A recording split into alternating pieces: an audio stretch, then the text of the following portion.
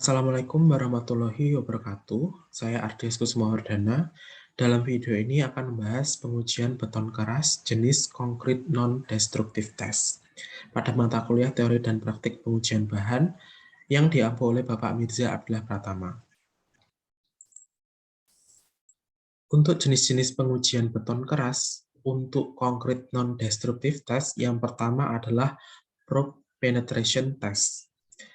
Untuk tahapan pengujiannya yaitu yang pertama, siapkan benda uji plat beton yang akan dites. Pistol probe diarahkan dan ditempelkan ke permukaan benda uji. Tarik tuas pistol probe untuk menembakkan peluru probe ke benda uji. Kedalaman penetrasi peluru probe tersebut memberikan indikasi kuat tekan beton. Catat panjang bagian dari peluru probe yang tidak ikut masuk ke dalam beton. Kaitkan panjang peluru probe yang tidak ikut masuk ke dalam beton dengan grafik di samping berikut ini. Jadi untuk expose probe length atau panjang peluru probe yang tidak ikut masuk ke dalam beton, ini dikaitkan dengan kuat tekan beton. Jadi seberapa panjang peluru yang tidak ikut masuk ini dikaitkan dengan kuat tekan beton. Jadi linear seperti ini. Untuk ilustrasi tahapan pengujiannya yaitu sebagai berikut. Jadi kita siapkan beton yang telah mengeras, lalu untuk pistol probe-nya ditempatkan pada permukaan beton, lalu tekan tuas pistol probe untuk menembakkan peluru probe.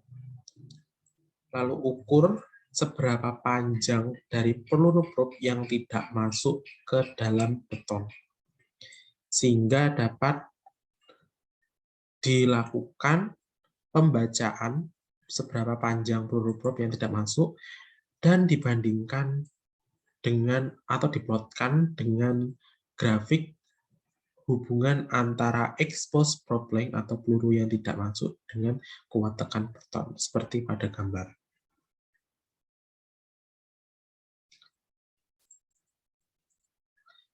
Lalu untuk standar pengujiannya yaitu standar atau prosedur yang mengatur metode ini adalah pada ASTM C803 atau C803M, di mana disyaratkan energi kinetik awal dari probe mempunyai nilai yang konsisten.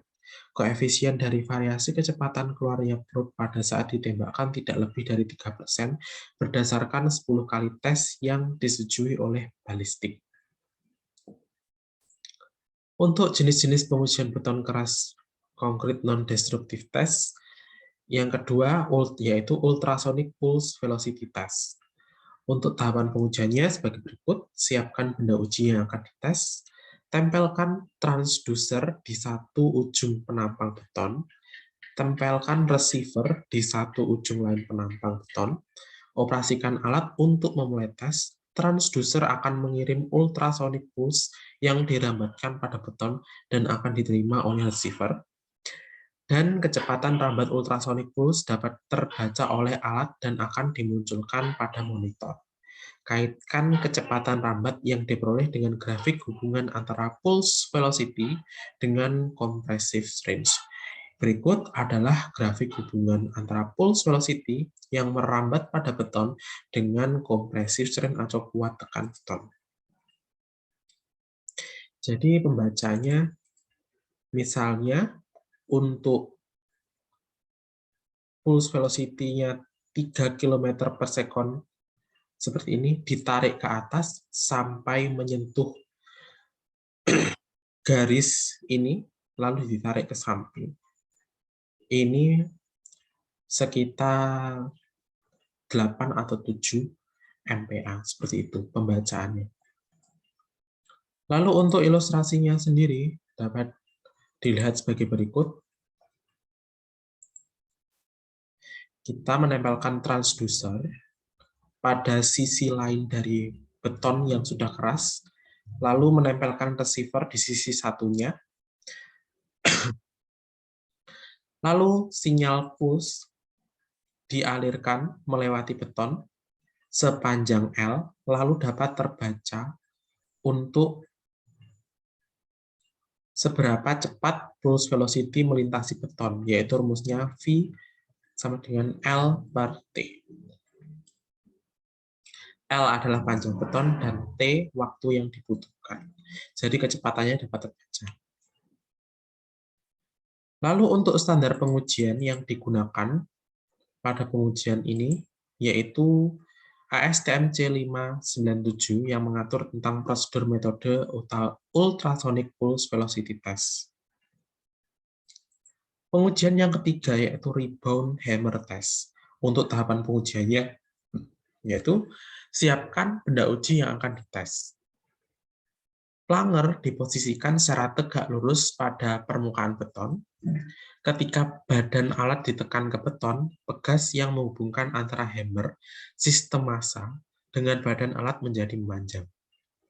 Dan ketika penekanan terjadi secara sempurna, latch atau palang penahan terlepas, dan pegas tersebut menarik sistem massa menuju beton.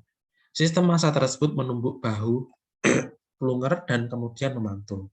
Sistem massa yang memantul menggerakkan sebuah indikator geser yang mana indikator tersebut mencatat nilai rebound.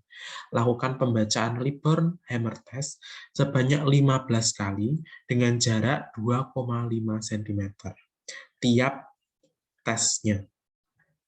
Hitung nilai rata-rata rebound dari 15 kali pembacaan.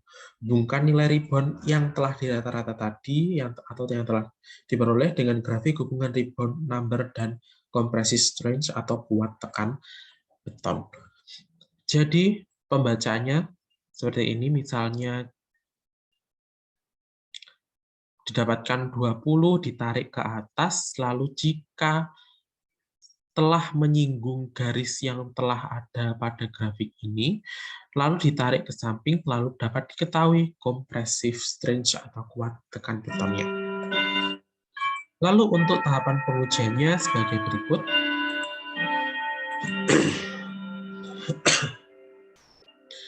Jadi kita menyiapkan rebound hammer ini tegak lurus terhadap permukaan beton. Lalu ditekan. Dari sini pegas akan meregang dan bagian dari pemberat akan menyenggol pengait untuk yang menahan, lalu jika pengait sudah terlepas, pegas akan kembali menghantam bagian ujung ini, lalu dapat diketahui, lalu dapat memantul kembali dan dapat diketahui rebound, nilai reboundnya. Untuk standar pengujiannya yaitu SNI 0344301997 dan ASTM C80502. Pengujian yang keempat adalah break-off number test. Untuk tahapan pengujiannya yaitu sebagai berikut. Membuat core pada satu bagian struktur pada existing building atau beton yang telah ada atau keras. Core didapatkan dengan cara seperti core drill biasa, tetapi bagian bawah core tidak boleh terputus. Sedangkan pada new construction atau beton yang masih basah, core bisa didapatkan dengan cara menaruh tabung silinder pada bagian struktur yang akan dicor. Lalu yang kedua, membuat counter bore pada salah satu sisi core, kemudian memasang suatu alat loading di dalam counter bore tersebut. Alat loading tersebut terhubung dengan sebuah pompa hidrolis dan pengukur tekanan. Kemudian pengujian dilakukan dengan cara memompa cairan hidrolis ke alat loading secara perlahan-lahan sehingga menimbulkan gaya tekan yang horizontal terhadap core sampai dengan bagian bawah core terputus. Gaya yang ditimbulkan untuk memutus atau membreak off core inilah yang mengindikasikan nilai kuat tekan struktur tersebut. Jadi Untuk ilustrasi dapat diamati pada gambar berikut.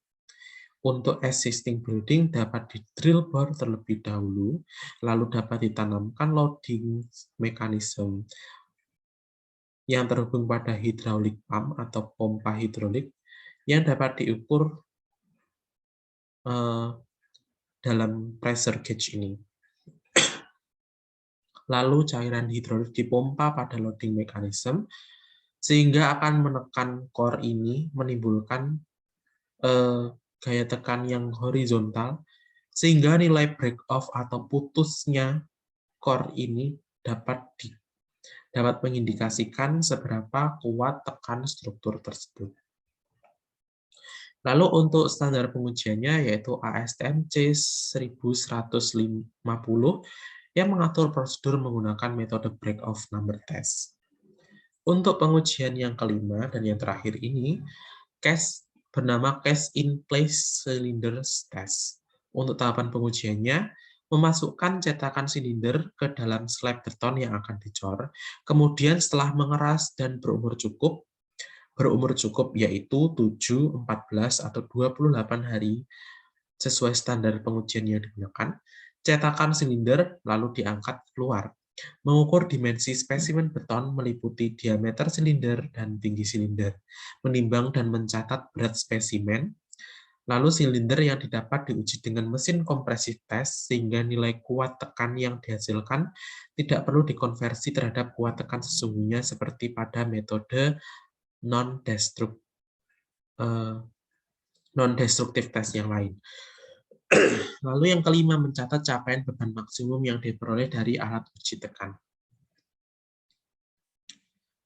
Untuk ilustrasinya dapat dilihat sebagai berikut. Jadi kita menanamkan cetakan silinder, lalu saat beton mengeras, silinder yang telah terbentuk ini diangkat, lalu kita dapat menguji kuat tekan betonnya. Seperti itu. Untuk standar pengujiannya yaitu ASTM C873 yang menjelaskan prosedur dalam menggunakan metode Cast in Place Cylinder Test. Tentu saja dalam metode Cast in Place Cylinder Test, walaupun tidak merusak suatu struktur, tetapi akan mengakibatkan struktur itu mengalami lubang, walaupun tidak terlalu besar. Sekian pemaparan konkret non-destruktif test pada beton yang telah keras.